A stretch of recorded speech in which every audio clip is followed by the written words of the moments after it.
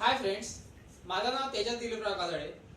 Physics with Tejas sir या चॅनलमध्ये आपलं स्वागत आहे. काल आपलं पहिलं लेक्चर झालं आणि त्या लेक्चरमध्ये आपण रोटेशनल डायनॅमिक हा पहिला युनिट स्टार्ट केला होता. त्या रोटेशनल डायनॅमिक मध्ये आपण सर्क्युलर मोशनचा टॉपिक पाहत होतो, बरोबर आहे, ज्याला आपण नाव दिलं होतं कायनेमॅटिक्स ऑफ सर्क्युलर मोशन. ठीक आहे. आता यामध्ये माहित आहे का, आपण काल 3 डेफिनेशन्स आणि त्या 3 डेफिनेशन्सचे फॉर्म्युलेस पाहिले होते, जे फॉर्म्युलेस आपल्याला खूप इम्पॉर्टंट आहे नेक्स्ट टॉपिक साठी. ठीक आहे. तर लक्षात ठेवायचं, ते फॉर्म्युले आजही मी बोर्डवर लिहिलेले आहेत. ते एकदा शॉर्ट मध्ये तुम्हाला सांगून देतो आणि पुढच्या टॉपिकला आपण हात घालू. ठीक आहे. पहिलं होतं आपलं अँग्युलर डिस्प्लेसमेंट, ज्याला आपण डिनोट करत होतो थीटानी. तर आपल्याला अशा पद्धतीचा काहीतरी इक्वेशन पाहायला मिळालं होतं, delta theta is equal to delta x upon r, असं काहीतरी इक्वेशन आपल्याला पाहायला मिळालं होतं, बरोबर आहे. तर हे जे इक्वेशन आहे हे सगळ्यात इम्पॉर्टंट इक्वेशन आहे, जो आपण नेक्स्ट टॉपिक पाहणार आहे त्याच्यासाठी हे इक्वेशन खूप इम्पॉर्टंट आहे. तर हे इक्वेशन तुम्ही लक्षात ठेवायचं. ठीक आहे. त्याच्यानंतर दुसरी डेफिनेशन पाहिली होती आपण अँग्युलर व्हेलॉसिटी. अँग्युलर व्हेलॉसिटीला आपण कशाने डिनोट करत होतो? ओमेगाने. ठीक आहे. लक्षात ठेवायचं, हा डब्ल्यू नाही आहे. ठीक आहे. नाही तर भरपूर जण याला काय सांगतात? डब्ल्यू सांगतात. तर हा माहित आहे का, डब्ल्यू नाही आहे, याला आपण काय म्हणतो? ओमेगा म्हणतो. ठीक आहे. तर त्याची व्हॅल्यू काय मिळाली होती आपल्याला?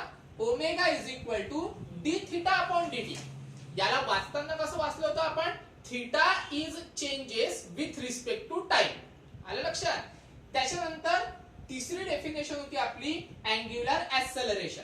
अँग्युलर ऍक्सेलरेशन म्हणजे ज्या वेळेस आपली जी व्हेलॉसिटी आहे ती व्हेलॉसिटी चेंज होते विथ रिस्पेक्ट टू टाइम नी, तेव्हा आपल्याला काय मिळत होता? अँग्युलर ऍक्सेलरेशन पाहायला मिळत होता आणि त्याला काय म्हटलं होतं आपण? अल्फा म्हटलं होतं. ठीक आहे. इथपर्यंत काल आपलं झालं होतं. हे पुन्हा सांगण्यामागचं कारण असं आहे की हे खूप इम्पॉर्टंट डेफिनेशन्स आहे. ठीक आहे. तर ह्या माहित आहे का, तुम्हाला व्यवस्थित लक्षात ठेवाव्याच लागतील. ठीक आहे. म्हणून मी हे पुन्हा सांगितलं. आता नेक्स्ट टॉपिक पाहू आपण. आता याच टॉपिकच्या आधारे किंवा हे जे 3 डेफिनेशन्स पाहिल्या त्या डेफिनेशन्सच्या आधारे आपल्याला एक फॉर्म्युला जनरेट करायचा आहे आणि तो फॉर्म्युला आहे V is equal to R omega. ठीक आहे. मी काय तुम्हाला सांगितलं होतं की जेव्हा तुम्ही ह्या डेफिनेशन्स वाचाल किंवा या डेफिनेशन्स पाहाल तर त्याच्यासाठी तुम्हाला म्हटलं होतं की जी पीडीएफच्या माध्यमातून तुम्हाला बुक्स अवेलेबल करून दिलेल्या होत्या ती बुक वाचायची म्हणून. ठीक आहे. स्टेट बोर्डची. तर तुम्ही जर समजा वाचलं असेल कायनेमॅटिक्स ऑफ सर्क्युलर मोशन, तर त्यामध्ये तुम्हाला हा पण एक फॉर्म्युला दिसला असेल. नसेल दिसला तर आज तुम्ही वाचू शकता. ठीक आहे. तर हा पण फॉर्म्युला आपल्याला पाहायचा आहे. हा पण खूप इम्पॉर्टंट फॉर्म्युला आहे. ठीक आहे. तर याचं जे नाव आहे, याचं नाव आहे relation between linear velocity and angular velocity. याचं नाव काय आहे? तर relation between linear velocity and angular velocity. आता याला रिलेशन बिटवीन लिनियर व्हेलॉसिटी आणि अँग्युलर व्हेलॉसिटी का बरं म्हणतात? त्याचं कारण आहे. पहा, फॉर्म्युला मध्ये तुम्हाला व्ही दिसत आहे. कॅपिटल व्ही म्हणजे लिनियर व्हेलॉसिटी आणि इक्वल टू च्या साइनच्या इकडे तुम्हाला माहित आहे का, ओमेगा दिसत आहे. ओमेगा म्हणजे अँग्युलर व्हेलॉसिटी. म्हणजेच माहित आहे का, याला आपण काय म्हणतो? Relation between linear velocity and angular velocity. पण हा जो फॉर्म्युला आहे, हा फॉर्म्युला तुमच्या टेक्स्टबुक मध्ये डायरेक्ट दिलेला आहे. पण हा कुठून आला हे आपण आज एक्सप्लेन करू. म्हणजे हा जो टॉपिक आहे किंवा हा जो फॉर्म्युला हा कशा पद्धतीने डेव्हलप झाला ते आपण आज डिस्कस करणार आहे. ठीक आहे. तर कशा पद्धतीने पहा. तर आपल्याला टॉपिक पाहायचा आहे in short relation between linear velocity and angular velocity. आता सुरुवात करणार आहे मी अँग्युलर डिस्प्लेसमेंटच्या डेफिनेशन पासून. अँग्युलर डिस्प्लेसमेंटची डेफिनेशन काय सांगते आपल्याला? अँग्युलर डिस्प्लेसमेंटची डेफिनेशन सांगते डायरेक्ट हा फॉर्म्युला घेऊन घ्यायचा. तर लिहिताना असं लिहू आपण, बाय द डेफिनेशन. कोणाच्या डेफिनेशन वरून? त्या अँग्युलर डिस्प्लेसमेंटच्या डेफिनेशन वरून. वरून, ठीक आहे. तर लिहिताना असं लिहू आपण by the definition of angular displacement. Angular displacement, ठीक आहे. मग अँग्युलर डिस्प्लेसमेंटची डेफिनेशन काय पाहिली होती काल आपण? Delta theta is equal to dx upon r, sorry delta x upon r, बरोबर आहे. तर घ्या ती definition. Delta theta is equal to delta x upon r, ठीक आहे. आता याच्यावरून आपल्याला डेल्टा x काढता येतो का रे? काढता येतो, एकदम सिंपल आहे. कसं काढाल पहा. r इकडे काय आहे? डिवायडेडला, ओके. इकडे गेल्यानंतर काय होते तो? मल्टिप्लायला. झालं, करा मग. r इकडे डिवायडेडला, इकडे गेल्यानंतर काय होईल तो? मल्टिप्लायला. म्हणजे काय मिळेल आपल्याला? डेल्टा x मिळणार. म्हणजेच delta x me as it is ठेवतो, ओके. त्याच्यानंतर r इकडे डिवायडेडला आहे, इकडे गेल्यानंतर काय झालं तो? मल्टिप्लायला. म्हणजे r इंटू डेल्टा थिटा, ठीक आहे. आता एक काम करा, हे जे काही इक्वेशन मिळालं या इक्वेशनला टाइमनी काय करायचं? डिवाइड करायचं, ओके. म्हणजे लिहिताना कसं लिहायचं पहा. Divide by delta T. का बरं डेल्टा टी? कारण जे डिस्प्लेसमेंट घेतोय किंवा अँग्युलर डिस्प्लेसमेंट जे आहे हे एकदम इन्फायनाइट सिमिली मध्ये आहे. इन्फायनाइट सिमिली मध्ये म्हणजे एकदम स्मॉल डिस्प्लेसमेंट आहे आपल्याकडे, बरोबर आहे. स्मॉल डिस्प्लेसमेंट जर समजा असेल तर टाइम पण आपल्याला कसा मिळणार? स्मॉलच टाइम मिळणार. म्हणून मग आपण घेत असताना इथे पण काय घेणार आहे? Delta T. तर मग लिहिताना कसं लिहू? Divide by delta T in, किंवा असं करू आपण divided by delta T about equation. म्हणजे अबाउट इक्वेशनला काय करायचं आहे आपल्याला? अबाउट इक्वेशनला काय करायचं आहे? डेल्टा टी ने डिवाइड करायचं आहे. करा मग डिवाइड. काय होते पहा. This employees delta x upon delta T, divide करायचं आहे म्हणून, इज इक्वल टू r म्हणजे रेडियस कॉन्स्टंट आहे म्हणून रेडियसला डिवाइड नाही करायचं, ओके. डिवाइड कोणाला करावं लागेल आपल्याला? डेल्टा थिटाला, ठीक आहे. म्हणून मग माहित आहे का? r ऍज इट इज ठेवा आणि डिवाइड कोणाला करायचं? डेल्टा थिटाला, ठीक आहे. म्हणजे मग काय मिळेल आपल्याला? Delta x upon delta T is equal to r delta theta upon delta t. हे काहीतरी इक्वेशन मिळालं. पण आता माहित आहे का अडचण काय आहे? आपल्याला डेल्टा नाही पाहिजे, आपल्याला माहित आहे का परफेक्ट डेरिव्हेटिव्ह पाहिजे. परफेक्ट डेरिव्हेटिव्ह म्हणजे अशा फॉर्म मध्ये, डी च्या फॉर्म मध्ये पाहिजे, ठीक आहे. डी थिटा बाय dt किंवा डी ओमेगा बाय dt अशा फॉर्म मध्ये पाहिजे. मग जर समजा आपल्याला डी च्या फॉर्म मध्ये हा डेल्टा कन्व्हर्ट करायचा असेल तर त्याच्यासाठी काल मी तुम्हाला एक फंडा सांगितला होता. काय होता तो फंडा? तर हे जे काही इक्वेशन राहील डेल्टाच्या फॉर्म मध्ये त्याला माहित आहे का लिमिट अप्लाय करा. लिमिट अप्लाय केलं की मग आपल्याला काय मिळून जाते? हा जो डेल्टा आहे तो डेल्टा कशामध्ये कन्वर्ट होऊन जाईल? परफेक्ट डिफरन्शियल मध्ये कन्वर्ट होऊन जाईल. परफेक्ट डिफरन्शियल म्हणजे डी थिटा अपॉन dt अशा फॉर्म मध्ये, ठीक आहे. करा मग अप्लाय. मग लिहिताना कसं लिहायचं? लिहिताना असं लिहू आपण अप्लाइंग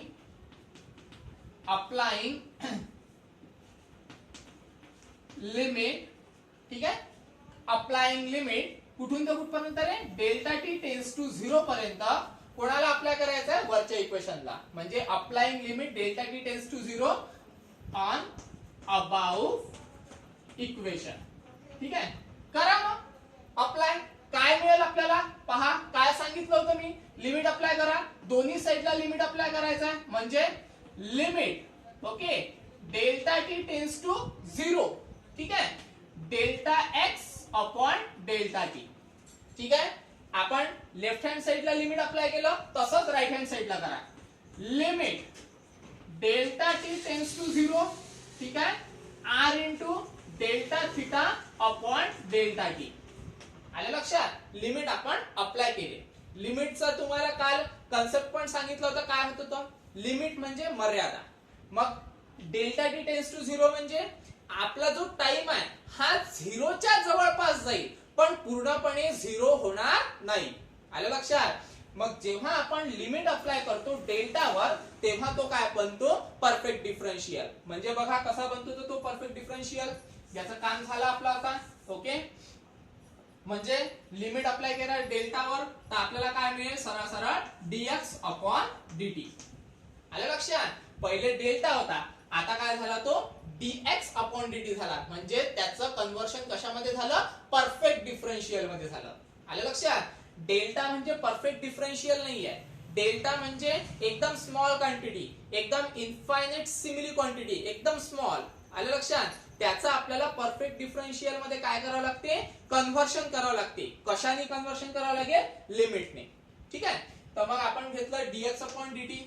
त्याच्यानंतर इज इक्वल टू, आता इथे काय होते पहा, लिमिट हा पुन्हा कॉन्स्टंट वर अप्लाय होत नसतो. नेहमी लक्षात ठेवायचं. तुम्हाला माहिती आहे का, मॅथमॅटिक्स मध्ये 3 कन्सेप्ट आहे, लिमिट, डेरिव्हेटिव्ह, इंटिग्रेशन. तर हे तिघही जण म्हणजे लिमिट, डेरिव्हेटिव्ह आणि इंटिग्रेशन हे कॉन्स्टंट वर अप्लाय होत नसते. हे फक्त कशावर अप्लाय होते, व्हेरिएबल वर. मग आर म्हणजे काय रे, आर म्हणजे राहतो रेडियस. मग रेडियस तर कॉन्स्टंट असते सर्कलची, बरोबर आहे ना. म्हणून तो माहित आहे का, लिमिट कॉन्स्टंट वर अप्लाय होणार नाही, तो कशावर अप्लाय होणार आहे, व्हेरिएबल वर. मग इथे व्हेरिएबल काय आहे, तर थिटा हा काय आहे, व्हेरिएबल आहे. आणि सोबत सोबत टाइम हा पण काय आहे, व्हेरिएबल आहे. नाही तर तुम्ही सरळ असं लक्षात ठेवा, limit delta T tends to 0 आहे ना, तर जिथे डेल्टा टी तिथेच काय लागेल, फक्त लिमिट लागेल. आता आर च्या जवळ डेल्टा टी आहे का, नाही आहे, म्हणजे आर ला लिमिट अप्लाय होणार नाही. कोणावर लिमिट अप्लाय होईल, delta theta upon delta T वर. ठीक आहे. करा मग लिमिट अप्लाय काय होते पहा, आर ला बाहेर घेतलं मी. ओके, लिमिट कोणावर अप्लाय करायचं आहे, delta theta upon delta T वर, म्हणजे limit delta T tends to 0. ठीक आहे. त्याच्यानंतर काय आहे आपल्याकडे, delta theta upon delta T.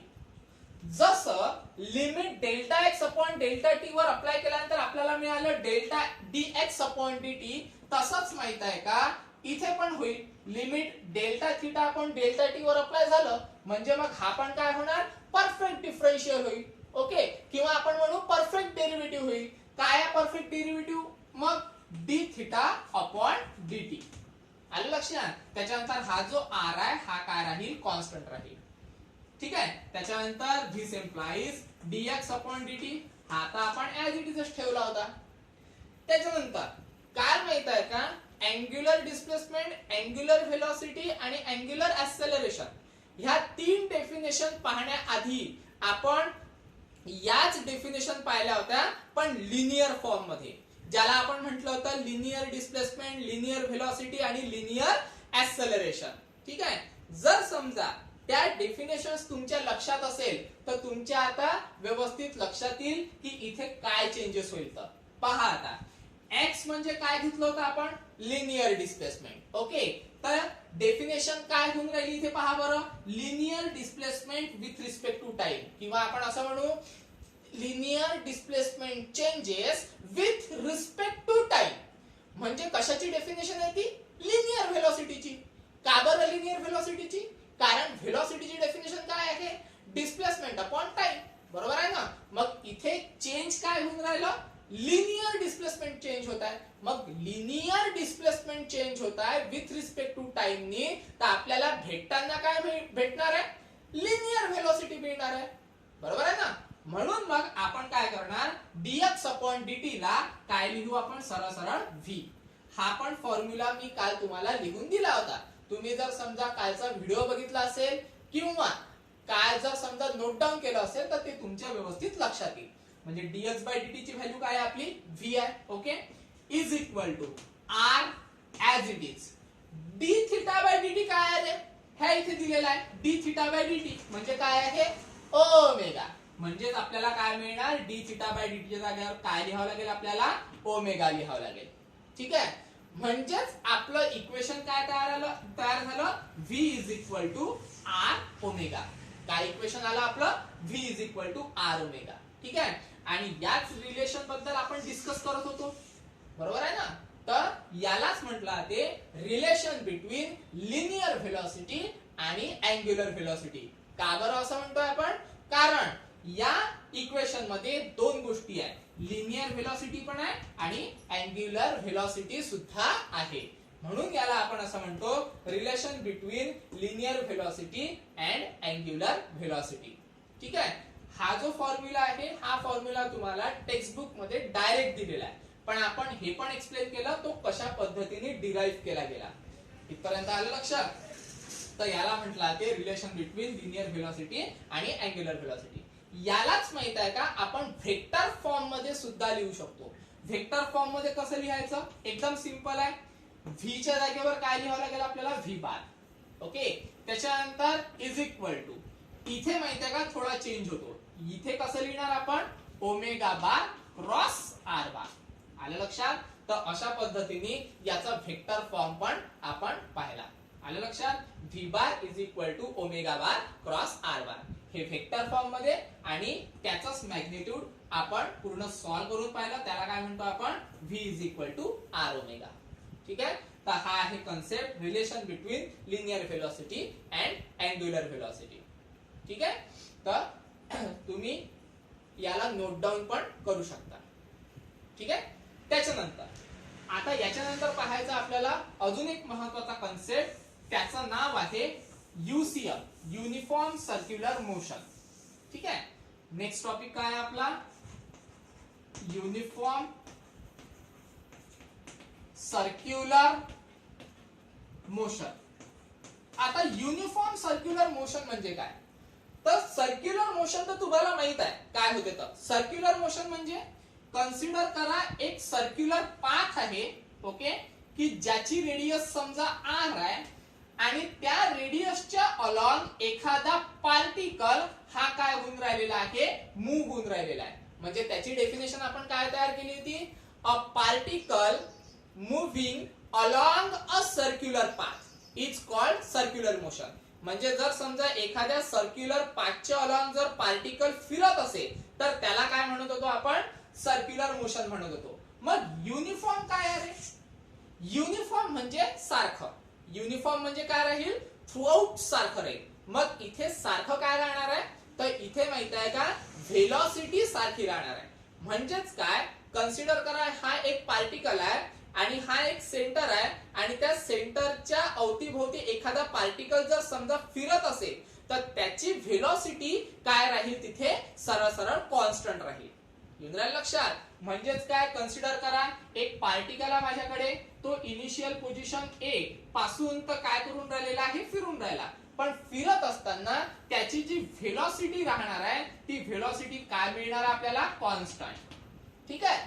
म्हणजेच युनिफॉर्म सर्क्युलर मोशनची डेफिनेशन कशी तयार होते पहा. युनिफॉर्म सर्क्युलर मोशनची डेफिनेशन सर्क्युलर मोशन वरूनच आपण काय करतो? डेव्हलप करतो. पहा कशी.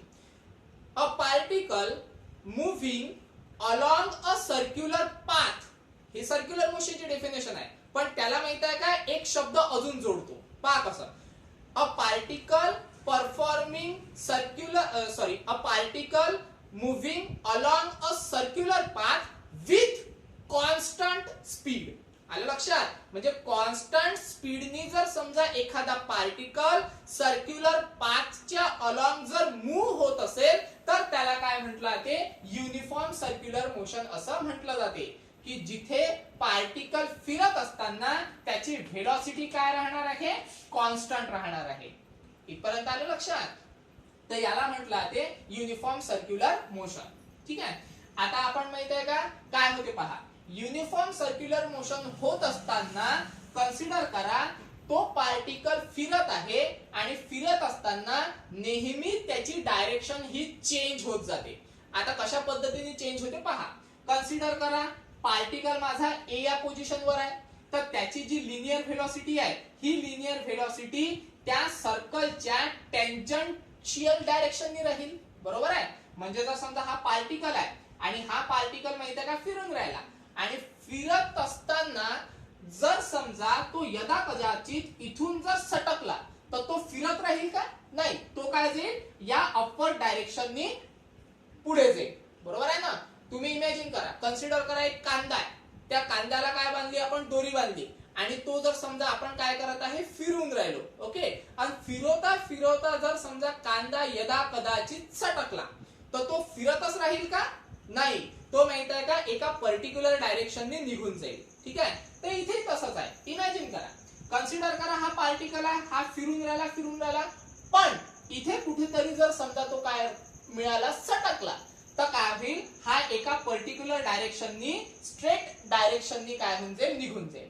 मग जेव्हा तो स्ट्रेट डायरेक्शनने निघून राहिला म्हणजेच एक स्ट्रेट पाथ फॉलो करेल आणि तो जो स्ट्रेट पाथ फॉलो करेल तेव्हा त्याची व्हेलॉसिटी आपल्याला काय मिळणार आहे v1 आणि v1 म्हणजेच कोणती व्हेलॉसिटी राहील त्याची लिनियर व्हेलॉसिटी. ठीक आहे, म्हणजे a या पार्टिकलला सटकला तर त्याची किती डायरेक्शन काहीतरी आपल्याला अपवर्ड डायरेक्शन मिळाली. बरोबर आहे, म्हणजे डायरेक्शन चेंज झाली त्याची. त्याच्यानंतर पहा आता हा पार्टिकल कन्सिडर करा फिरत फिरत माहित आहे का या बी या पोझिशनला आला.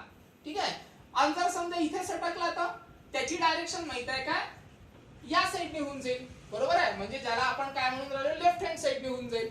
येऊन राहिलं लक्षात. म्हणजे काय होऊन राहिलं पार्टिकल फिरत असताना त्याची जी डायरेक्शन आहे ही डायरेक्शन क्षणाक्षणाला बदलून राहिलेली आहे. आलं लक्षात. जर पार्टिकल इथे कुठेतरी असेल आणि इथून सटकला तर त्याची डायरेक्शन या डायरेक्शननी मिळेल आपल्याला डाऊनवर्ड डायरेक्शननी. इथे जर समजा पार्टिकल सटकला तर तिथे माहित आहे का जी डायरेक्शन मिळणार आपल्याला ती डायरेक्शन माहित आहे का राईट हँड साइडने मिळून जाईल. बरोबर आहे, इथे अपवर्डनी मिळाली, इथे आपल्याला लेफ्ट हँड साइडने मिळाली, इथे डाऊनवर्डनी मिळाली आणि इकडे कुठे मिळाली आपल्याला राईट हँड साइडने मिळाली. बरोबर आहे, म्हणजेच काय होऊन राहिलं रे जी डायरेक्शन आहे किंवा जो पार्टिकल आहे तो फिरत असताना त्याची डायरेक्शन ही क्षणाक्षणाला काय होत आहे चेंज होऊन राहिलेली आहे. तर हे कशामध्ये माहित पडलं आपल्याला युनिफॉर्म सर्क्युलर मोशन मध्ये. ठीक आहे, मग आता होते काय पहा. आता आपण माहित आहे का याला काय करू सॉल्व्ह करू. म्हणजे युनिफॉर्म सर्क्युलर मोशनचं जे ऍक्सेलरेशन आहे ते ऍक्सेलरेशन आपल्याला किती मिळते हे आपल्याला काय करायचं सॉल्व्ह करायचं आहे. त्याच्यासाठी एक डायग्राम काढतो मी. ठीक आहे, मगासारखीच डायग्राम आहे ती. त्याची रेडियस एक सर्क्युलर पाथ काढला, त्याची रेडियस समजा r आहे. ओके, या डायरेक्शननी जर समजा पार्टिकल सटकला तर अपवर्ड डायरेक्शननी काहीतरी व्हेलॉसिटी मिळणार मला, त्याला म्हणतो मी v1. इथे कुठेतरी माहित आहे का ए पोझिशन आहे, इथे कुठेतरी माझी काय आहे कन्सिडर करा बी पोझिशन आहे. ठीक आहे, आता इथून जर पार्टिकल सटकला तर तो माहित आहे का या डायरेक्शननी जाईल कुठेतरी. ओके, आता मी काय करतो पहा, इथून माहित आहे का एक लाईन प्रोड्यूस करतो ज्याला मी डॉटेड लाईन दिलेली आहे आणि ही पोझिशन आणि ही पोझिशन काय करतो जॉईन करतो. आलं लक्षात. तर आता माहित आहे का ही जी वरची डॉटेड लाईन आहे जी मी प्रोड्यूस केलेली आहे त्याला म्हणतो मी डेल्टा व्ही म्हणजे चेंज इन व्हेलॉसिटी. लक्षात, त्याला काय म्हणतोय मी delta V change in velocity. त्याच्यानंतर हा जो अँगल क्रिएट होत आहे त्याला म्हणतो मी डेल्टा थीटा. त्याला काय म्हणतो मी डेल्टा थीटा. त्याच्यानंतर v1 ची डायरेक्शन आणि जी डॉटेड लाईन मी प्रोड्यूस केली होती त्याची डायरेक्शन एक सारखीच आहे. म्हणजे दोघे जण एकमेकांना काय आहे पॅरलल आहे. म्हणून मग माहित आहे का याला पण मी काय म्हणणार आहे v1च म्हणणार आहे. तर याच्यावरून जर समजा आपण डेल्टा थीटा काढायचा प्रयत्न केला तर मला डेल्टा थीटा काय मिळतो पहा. डेल्टा थीटा मला मिळेल delta theta. Okay, delta theta म्हणजे अँगलच्या अपोजिट. अपोजिट म्हणजे काय मिळेल मला डेल्टा व्ही आणि त्याच्यानंतर त्यालाच काय करायचं v1 ने काय करायचं डिवाइड मारायचं. आलं लक्षात. तर इथे माहित आहे का मी v1 घेत नाही.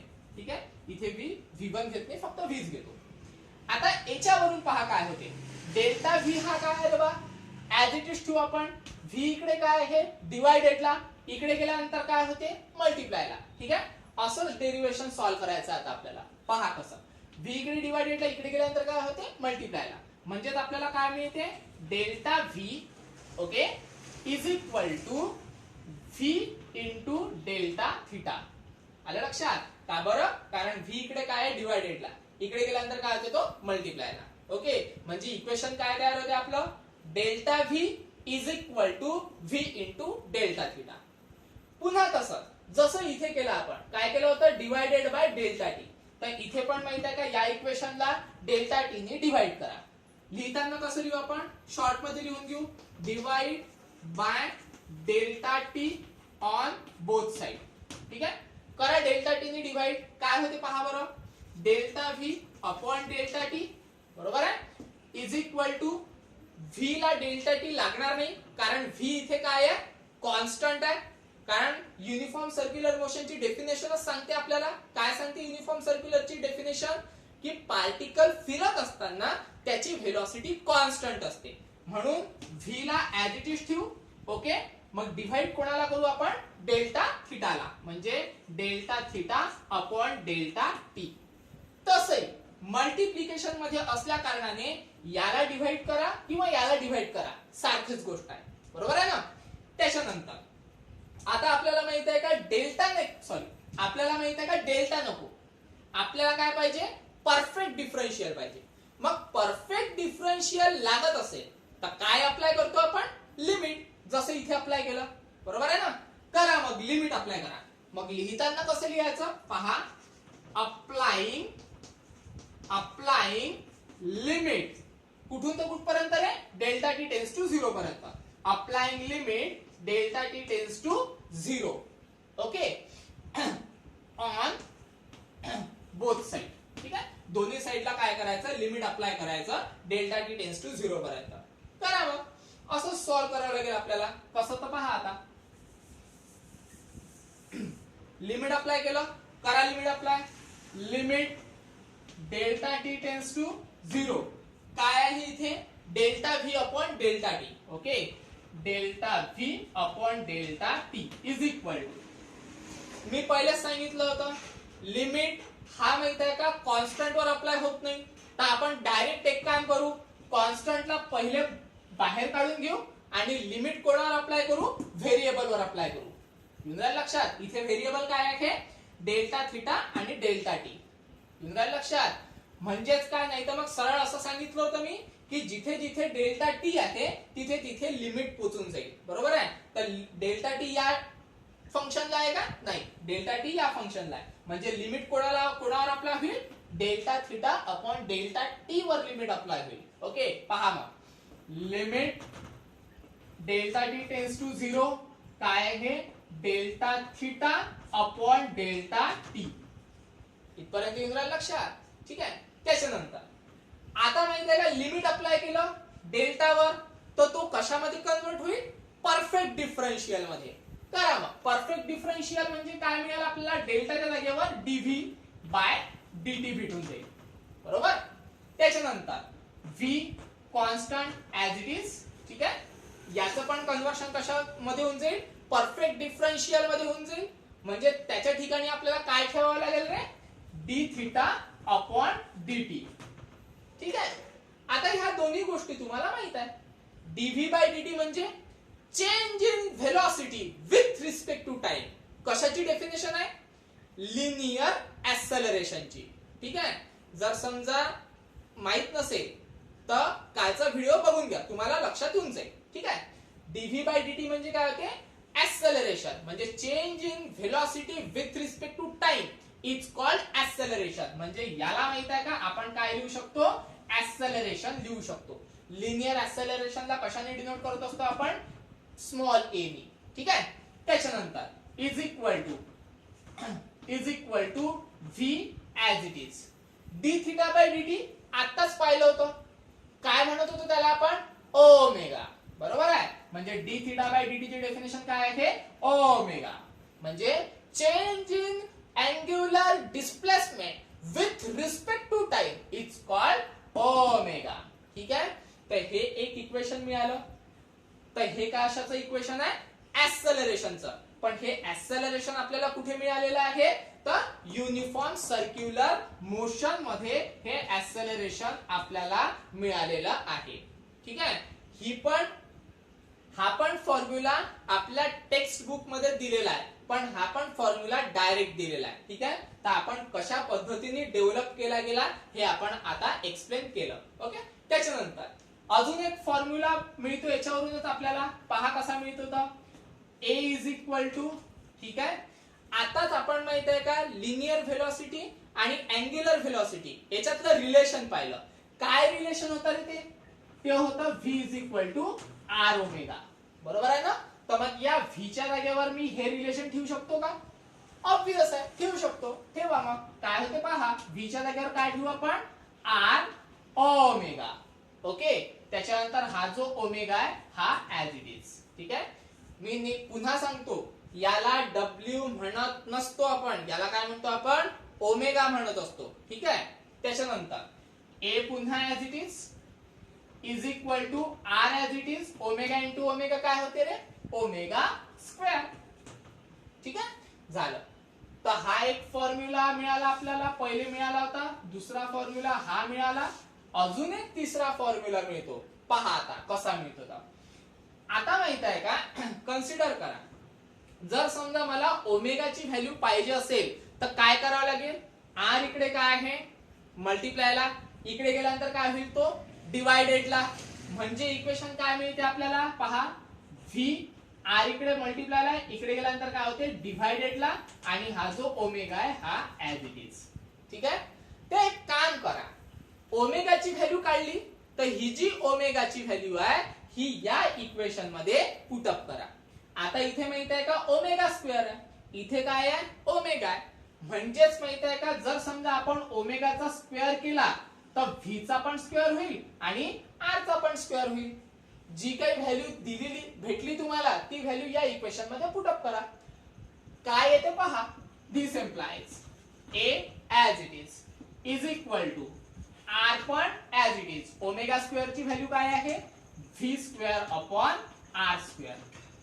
बरोबर, एक काम करा, R square R get cancel, काय मिळते रे value, a is equal to V square upon R. आलं लक्षात. तर हा आहे ऍक्सेलरेशनचा तिसरा फॉर्म्युला. हा काय आहे ऍक्सेलरेशनचा तिसरा फॉर्म्युला. तर हे तिन्ही फॉर्म्युलेज तुम्हाला काय करावे लागतील, लक्षात ठेवावे लागेल. आलं लक्षात, कारण हे तिन्ही फॉर्म्युले काय आहेत इम्पॉर्टंट आहे. येऊन राहिलं लक्षात तुमच्या. ठीक आहे, तर हे आहे युनिफॉर्म सर्क्युलर मोशनची डेफिनेशन.